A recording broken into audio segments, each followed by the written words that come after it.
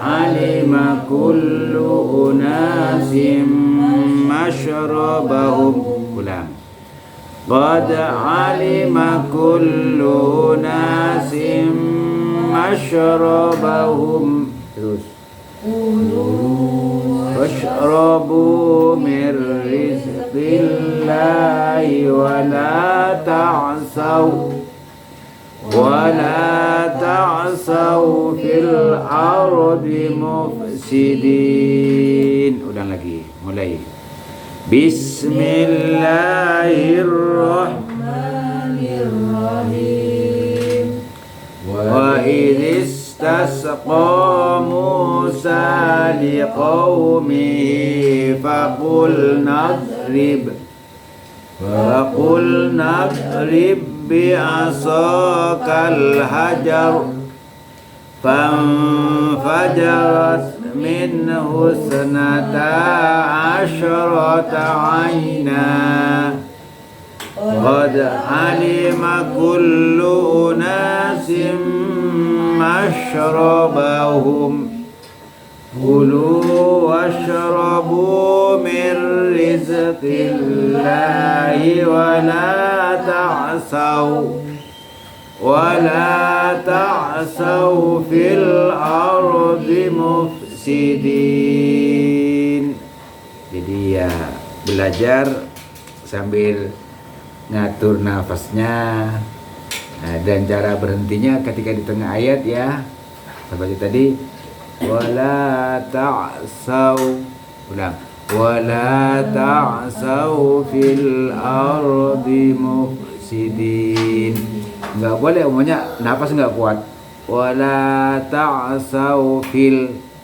Enggak boleh ya. Kalau mau terus kadit wala ta'saw fil ard. Ya. Tadi kulu washrabu mir rizqillah. Boleh. Mir rizqillahi wala ta'saw fil ardi mufsidin. Jadi napasnya pendek sekali umpamanya. Boleh berhenti, tetapi ngerti cara berhentinya. Jadi jangan motong di tengah kata, ya. Umpamanya mufsidin, tidak boleh fil ardi umpamanya, ya. Fil ard itu mufsidin, fil ardi mufsidin. Coba ulang dari pertama. Mulai. Bismillahirrahmanirrahim. Wa idh istasqa Musa liqaumihi faqul nadrib bi'asakal hajar fanfajarat minhu isnata asyrata 'aina qad 'alima kullu unasin mashrabahum kulu washrabu min rizqillahi wala ta'saw fil ardi mufsidin. Saya baca terjemahnya dulu. Dan ingatlah ketika Musa memohon air untuk kaumnya, lalu kami berfirman, pukullah batu itu dengan tongkatmu, maka memancarlah darinya 12 mata air. Setiap suku telah mengetahui tempat minumnya masing-masing. Makan dan minumlah dari rezeki yang diberikan Allah, dan janganlah kamu melakukan kejahatan di bumi dengan berbuat kerusakan. Jadi ini ada kisah pada saat kaum itu kehausan, kaumnya Nabi Musa ya. Nabi Musa minta sama Allah air, agar diberi air untuk menghilangkan haus yang dirasakan oleh kaumnya.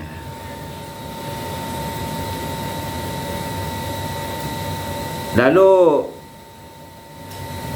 Allah memerintahkan kepada Nabi Musa untuk memukul batu. Batu disuruh pukul. Lalu dari batu itu memancarkan 12 mata air sesuai dengan golongan yang ada 12 golongan ya. Lalu memancar 12 mata air sehingga tidak berebutan. Nah, itu kuasa Allah luar biasa. Karena ini juga mengandung makna. Jadi Allah tidak menghendaki bermusuhan ya, karena rebutan dunia, karena rebutan harta, rebutan materi.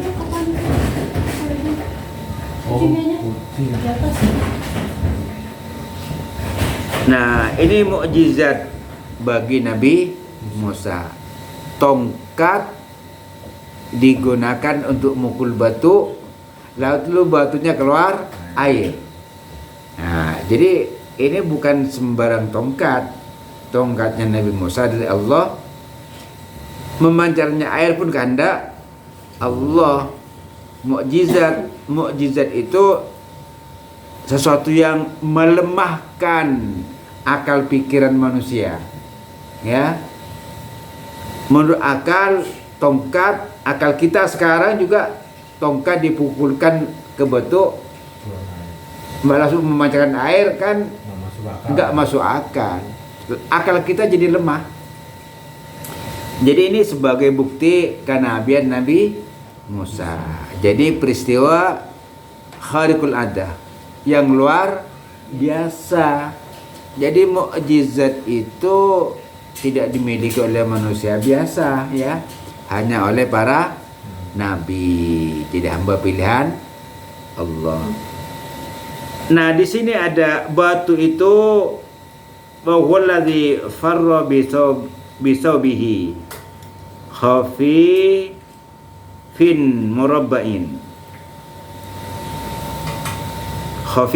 murabba'un. Jadi batu itu yang dulu pernah membawa kabur bajunya Nabi Musa. Batunya itu membawa kabur batu membawa kabur baju Nabi Musa ketika mandi.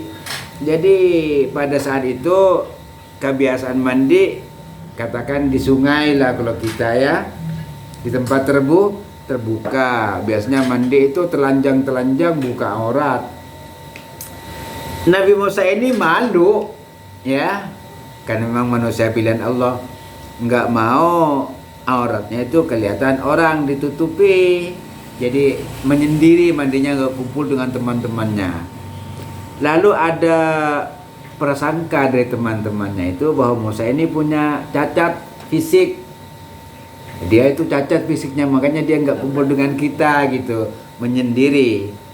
Nah, ini kuasa Allah. Allah ingin memperlihatkan bahwa Musa itu nggak cacat. Ketika mandi ditaruh baju di batu, lalu batu terbang bawa baju Nabi Musa. Ngejar Nabi Musa dalam keadaan telanjang. Orang-orang lihat, ternyata Musa nggak cacat kok gitu. Setelah itu kembali lagi, bajunya bisa dipakai lagi oleh Nabi Musa. Ini kuasa Allah untuk memperlihatkan bahwa Musa ini nggak cacat, manusia biasa normal, hanya karena tidak mau auratnya dilihat orang lain. Itu kisah batunya itu. Segi 4, tipis ringan, karo asir rajuli. Besarnya enggak terlalu besar, segi 4 seperti besarnya kepala manusia. Tapi bisa memancarkan 12 mata air untuk 12 suku. Luar biasa. Tuh. Jadi begitu dipukulkan tongkatnya ke batu itu, fampajarat, lalu pecah, lalu memancarkan air. Ya Allah, ini mukjizat. Dan 12 mata air sesuai dengan 12 suku. Qad alima kullu unasim masyabahum. Tiap-tiap suku langsung tahu. Itu jatah aku, itu jatah kamu, jatah kamu, jatah kamu, enggak berebutan kan, langsung tahu itu. Ya. Jatahnya masing-masing tahu, sehingga enggak ada lagi rebutan. Ya Allah, ini apa namanya? Kuasa Allah ya. Yang akal sulit kita nerima. Kita menerima dengan apa? Iman. Yang cerita ini Al-Quran. Yang cerita Al-Quran. Lalu kulu washrabu mir rizkillah. Makanlah dan minumlah dari rezeki yang Allah berikan. Nah, termasuk kita sekarang ini, rezeki yang Allah berikan kepada kita, kita makan. Tidak berlebihan. Minum juga tidak boleh berlebihan. Yang wajar sesuai dengan kebutuhan. Jadi makanan yang dirizkikan oleh Allah, yang halal, yang baik untuk kesehatan. Wala ta'saw fil ardi. Janganlah di dunia ini suka melakukan kejahatan dengan cara melampaui batas. Jadi makan kalau berlebihan juga nggak boleh ya. Atau makan dari barang yang tidak dibenarkan oleh Allah, makan babi tidak boleh. Atau cara memperolehnya ya dengan cara yang tidak dibenarkan oleh Allah. Itu bukan rezeki kita. Rezeki kita itu rezeki yang halal ya, yang baik, yang datang dari Allah. Semuanya yang ada ini kan makanan min nikmati min Allah. Jadi semua nikmat itu karunia Allah. Jadi makan sesuai dengan kebutuhan kita. Jangan berlebihan. Wala ta'saw fil ardi mufsidin. Di dunia ini dilarang untuk berbuat kejahatan. Kejahatan apa? Kejahatan satu, kalau kita ambil contoh, berbuat merusak lingkungan dan kejahatan. Apalagi zalim terhadap orang lain, itu kan kejahatan, itu dilarang oleh Allah. Mengambil hak-hak orang, itu kejahatan, juga nggak boleh. Banyak macamnya kejahatan itu. Makan makanan yang dilarang, khamr, ya, narkoba, dilarang oleh Allah. Pernah nggak? Dulu. Iya, itu khamr. Jadi sekarang nggak boleh lagi ya, sudah alhamdulillah. Iya, nggak apa-apa. Dulu udah selesai. Yang penting kan ke depan. Ya, itu tobat namanya. Ya, kan narkoba pernah juga. Pernah. Jadi pada saat seperti itu tadinya keinginannya apa sebenarnya? Ingin tenang gitu, atau ikut-ikutan ya, lingkungan ya. Sebenarnya merasakan nikmat enggak juga ya, terasa nikmat. Kalau pada saat itu ya dengan berkumpul bersama teman-teman dalam kondisi seperti itu mungkin ada merasa nikmat ya? Ada rasa nikmatnya. Ada. Ya karena enggak, kesadaran kurang ya. Iya.